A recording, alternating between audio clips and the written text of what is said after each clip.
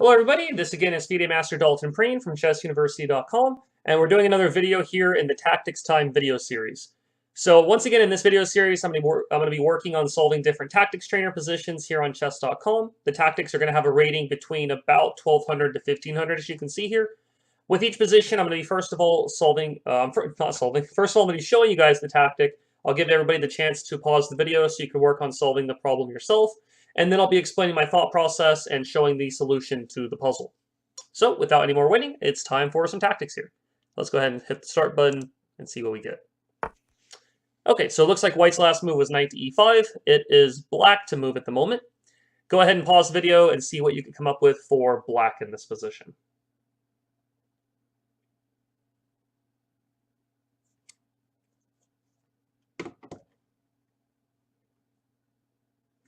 Okay, so in this position here, it's black's move. Knight e5 here looks like my queen is being attacked by both the bishop and the knight at the moment, so I do need to do something pretty quickly here. I'm always, once again, I've repeated this in a couple of the other videos so far, I'm always looking for forcing moves in these positions here. Looking for checks, looking for captures, and looking for threats. There's two different checks that I see here. I can do h2 check, which the king will move away somewhere. I can also do g takes f2, and this actually is a double check in this position because the pawn is hitting the king, as well as the queen opening up on the king as well. So I generally tend to look at those moves first because they're definitely the most powerful.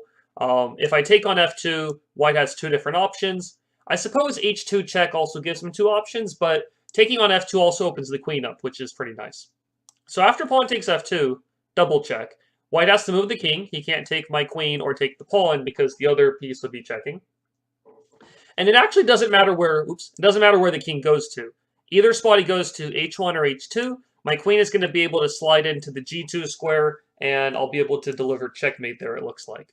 So pawn takes f2 check, king moves, and then queen to g2 is the checkmate in this position. So pretty nice one there. Let's go ahead and move on to our next position. Okay, so white's just made the move bishop to d6 here.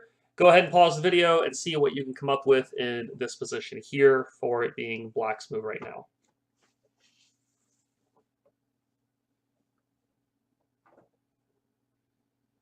Okay, so in this position here, if I'm black in this position, I don't really see any good checks.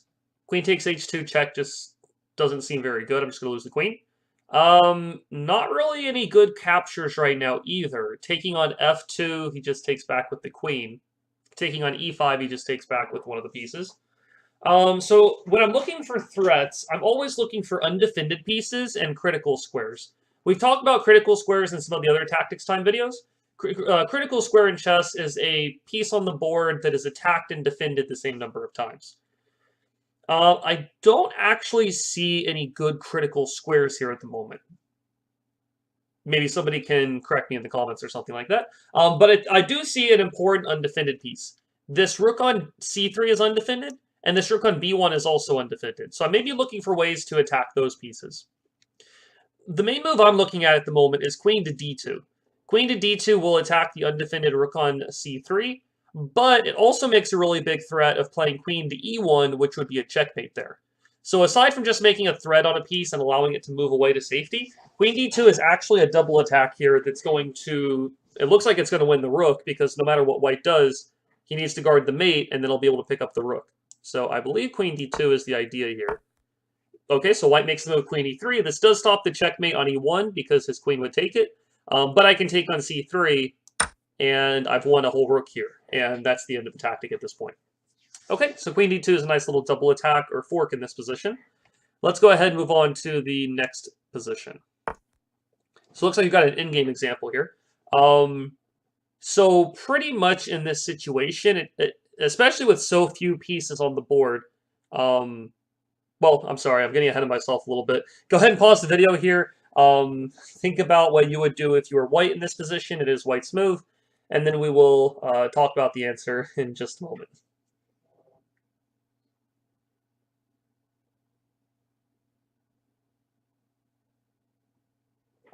Okay, so I was getting a little ahead of myself. Sorry about that.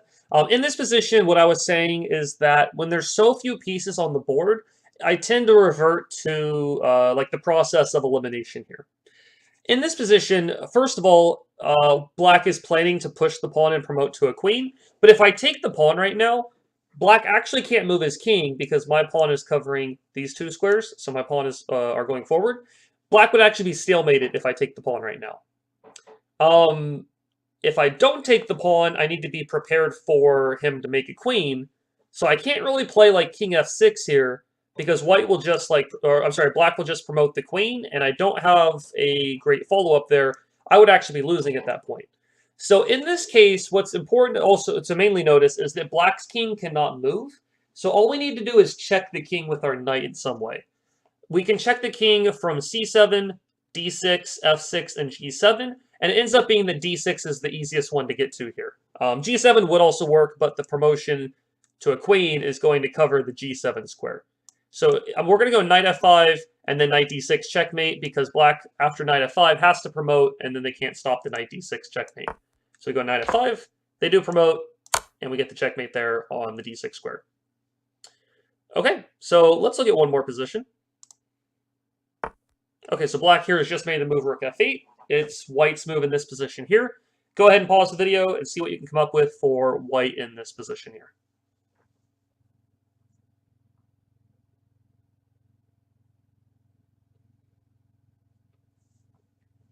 Okay, so this one's actually fairly straightforward. First of all, it's not going to be a check in this position because there's simply no way to check the opponent's king. And there's mainly only one reasonable capture here. We could take on e6, but it looks like black just takes back. Queen takes f7, just loses the queen. Bishop takes h7, he takes with the king, and I don't see a great follow-up. So it looks like queen takes h6, threatening queen takes h7 checkmate is the idea. Now, the question is, if we take on h6, can black stop this mate? I guess black would have to play f5. So if we take here, and then black plays pawn up to f5 to block the bishop out. The bishop would be blocked out at that point. But if they go f5, I can capture en passant, reopen up the line for the bishop, threatening checkmate, and also attacking the bishop on e7 at the same time. So we're going to go ahead and take the pawn here, capture en passant. Black does play bishop b4 check. Now, this is actually an important moment here. We need to deal with this check while also keeping the threat of queen takes h7. We want to have like a double attack here. So in this position, if we move the king, black gets the chance to guard the pawn, but we can play pawn up to c3 instead, and it does say this is the answer for the position. The problem for black here is there's no... First of all, even if they stop the checkmate on h7, maybe they play like rook f7 to guard it, we can still just pick up the bishop on b4. At the very least, we win a piece, and also our attack is still very good here. Also, we're threatening queen g7 mate, by the way, so black has to stop both of those ideas with rook f7. But even if black plays rook f7, we take the bishop on b4, and we're up a piece with a winning position there. Okay, so that's it for that for this video here. Hopefully you guys enjoyed it. I'll see you guys around in a future video here for chessuniversity.com, and I will talk with you guys again in the future. All right, bye everybody. Talk to you later.